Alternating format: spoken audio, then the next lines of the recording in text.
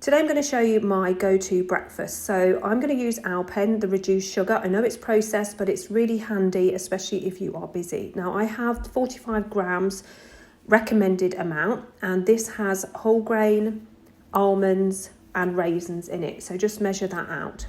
Now I'm going to add in some chia seeds. Chia seeds are a great prebiotic. They have two layers.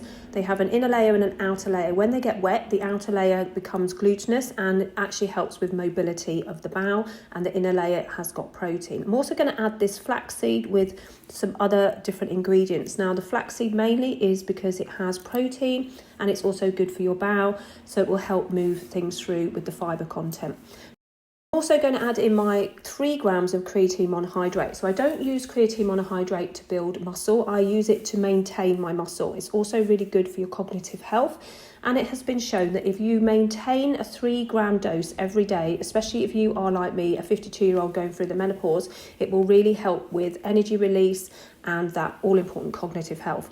I'm also going to add in some collagen peptide. Now, one of the reasons I add this in is to help with my joints and muscles, but also because this has a whopping 10 grams of protein in there, which has all the amino acids that I need. I'm a bit of a nut girl, and if you know me, you know that I love my pumpkin seeds, absolutely jam-packed with iron, zinc and magnesium. Again, magnesium is really good for menopause health, and I'm just going to drop in about 10 to 15 grams of pumpkin seeds. I'm also going to add in some extra healthy fats from the walnuts. So walnuts are brain shaped because they are really good for brain health. So just get a couple out and sprinkle those on top. Okay, so I'm going to mix this all up with my coconut milk. It's sugar-free, but you can use any milk, including dairy, depending on what you want. It's really up to you how you mix it up.